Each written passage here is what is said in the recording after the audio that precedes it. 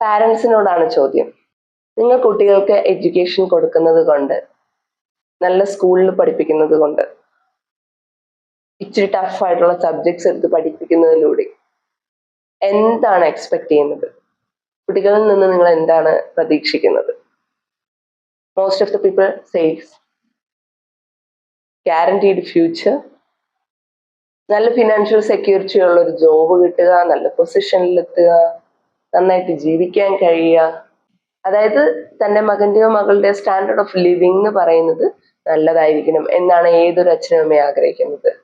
പക്ഷേ എത്ര പാരൻസ് ആലോചിക്കുന്നുണ്ട് എഡ്യൂക്കേഷൻ എന്ന് പറയുന്നത് എൻ്റെ കുട്ടിയുടെ ഹാപ്പിനെസ്സിന് വേണ്ടിയിട്ടുള്ളതാണ്, അവൻ്റെ മെൻ്റൽ ഹെൽത്ത് വളരെ നല്ലതാക്കാൻ വേണ്ടിയിട്ടുള്ളതാണ്, അവൻ്റെ ലൈഫിലുടനീളം ടെൻഷൻ ഇല്ലാതെ ജീവിക്കാൻ അവന് കഴിയണം എന്ന് എത്ര പാരൻസ് ചിന്തിക്കുന്നുണ്ട്?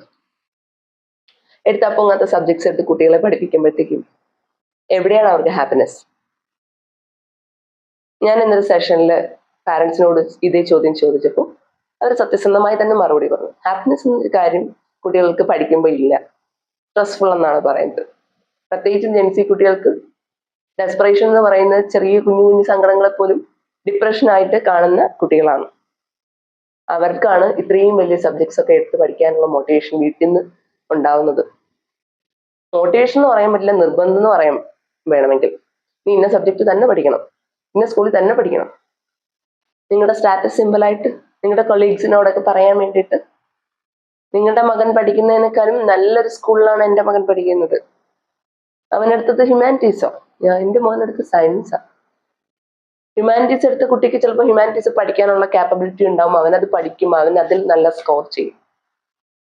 അതേസമയം ഹ്യൂമാനിറ്റീസ് പഠിക്കാൻ കാലിബറുള്ള ഒരു കുട്ടിക്ക് സയൻസ് എടുത്ത് തലയിൽ വെച്ച് കൊടുക്കുമ്പോൾ അവനെ കൊണ്ട് സ്കോർ ചെയ്യാൻ കഴിയില്ല.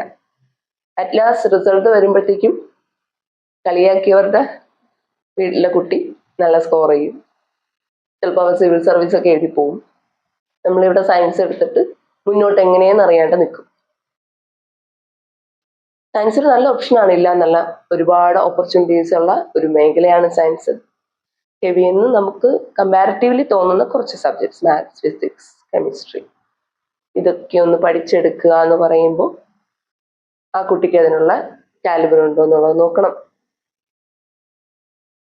അത് നമുക്ക് 10ാം ക്ലാസ് വരെയുള്ള പേപ്പേഴ്സ് ഒബ്സർവ് ചെയ്താൽ തന്നെ മനസ്സിലാവും ഏതിലാണ് അവന് അഭിരുചിയുള്ളത്.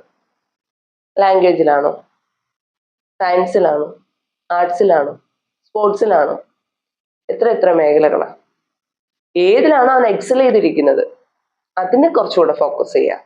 അതിന് ഇമ്പോർട്ടൻസ് കൊടുക്കുന്ന തരത്തിലുള്ള പഠന രീതി എവിടെയാണോ അവൈലബിൾ ആയിട്ടുള്ളത് അവിടെ നിങ്ങൾ എത്ര പൈസ വാരി എറിഞ്ഞിട്ടാണെങ്കിലും കുട്ടിക്ക് അഡ്മിഷൻ മേടിച്ചു കൊടുക്കും, എത്ര ദൂരെയാണെങ്കിലും അഡ്മിഷൻ മേടിച്ചു കൊടുക്കും. അതേസമയം വലിയ വലിയ സ്കൂളാണ് എന്നുള്ളത് കൊണ്ട് മാത്രം നമ്മളിതിങ്ങനെ പറഞ്ഞാൽ കേൾക്കുന്നവർക്കൊരു ഹെവി സബ്ജക്റ്റ് ആണല്ലോ എന്ന് തോന്നുന്ന തരത്തിലുള്ള സബ്ജക്ട്സിനെ കുട്ടികളുടെ തലയിൽ അടിച്ചേൽപ്പിക്കേണ്ട ആവശ്യമില്ല. ഓൾറെഡി SLCയുടെ ICC, CBSE, ISC ഒക്കെ റിസൾട്ട് വന്നു കഴിഞ്ഞു, ഇനി സ്റ്റേറ്റിൻ്റെ ഉള്ളൂ. അപ്പോൾ ബാക്കിയുള്ള സീറ്റ്സ് എങ്ങനെയെങ്കിലും അഡ്മിഷൻ എടുക്കാൻ വേണ്ടിയിട്ട് പാരൻസ് നെട്ടോട്ടമാണ്. അവരാണ് ഏറ്റവും കൂടുതൽ ടെൻഷൻ അടിക്കുന്നത്. അപ്പം നിങ്ങളുടെ ടെൻഷനെ കൂട്ടാൻ വേണ്ടിയിട്ടല്ല ഞാൻ ഈ പറയുന്നത്, പക്ഷെ നിങ്ങളുടെ കുട്ടികൾക്ക് ഉപകരിക്കുമെന്ന് നിങ്ങൾക്ക് തോന്നുന്ന ഒരു കാര്യം ചെയ്യാം. എവിടെയെങ്കിലും കൊണ്ട് അഡ്മിഷൻ എടുക്കാതെ, എന്തെങ്കിലും സബ്ജക്റ്റ് അവരുടെ കയ്യിൽ വെച്ചു കൊടുക്കാണ്ട്, അവരുടെ അഭിരുചിക്ക് അനുസരിച്ചിട്ടുള്ള, അവരുടെ താല്പര്യങ്ങൾക്ക് അനുസരിച്ചിട്ടുള്ള, സമാധാനവും സന്തോഷവും അവർക്ക് കിട്ടുമെന്ന് ഉറപ്പുള്ള ഒരു പഠനാന്തരീക്ഷം സ്കൂളാണേലും വീടാണേലും നിങ്ങൾ തന്നെ ഒരുക്കേണ്ടതാണ്.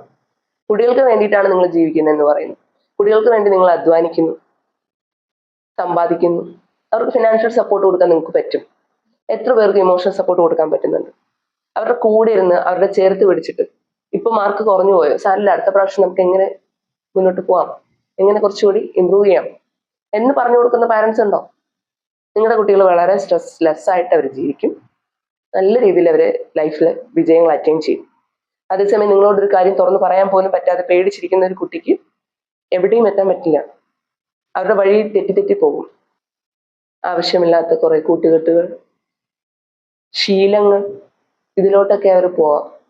അവരവിടെ ആയിരിക്കും ആശ്വാസം കണ്ടെത്തുന്നത്. വീട്ടിൽ കിട്ടാത്ത ആശ്വാസം അവർ പുറത്ത് തേടും. അവർക്ക് ആശ്വാസമാകുക റിസൾട്ടുകളിൽ നിന്നും ഒരുപാട് സന്തോഷിക്കുകയും ഒരുപാട് സങ്കടപ്പെടുകയും വേണ്ട. നിങ്ങളുടെ കുട്ടിക്ക് ഒരു നല്ല ഫ്യൂച്ചർ ഉണ്ടാകണമെങ്കിൽ അവൻ ഹാപ്പിയാണോ, അവൻ ഹെൽത്തി ആണോ, ഇതാണ് മെയിൻ. ഇത് രണ്ടും ഉണ്ടെങ്കിൽ എങ്ങനെയായിരുന്നാലും അവർ വിജയിക്കും. അവർ വിജയിക്കാൻ തക്ക ഒരു വേദി ഒരുക്കുക എന്നുള്ളത് പാരൻസിന്റെ കടമയാണ്. അവരുടെ കൂടെ അഭിപ്രായം അന്വേഷിച്ച് അവർക്ക് പറ്റിയ മേഖലകൾ ചൂസ് ചെയ്യാനായിട്ട് നിങ്ങൾ കൂടെ നിൽക്കുക. ഒത്തിരി കോളേജുകളിലും ഒത്തിരി വലിയ സ്കൂളുകളിലും കാശ് കൊടുത്ത് അഡ്മിഷൻ മേടിച്ചെന്ന് പറഞ്ഞിട്ട് ഒന്നുമാകില്ല. Be connected with them. Then only you can correct them. Connection first, correction next.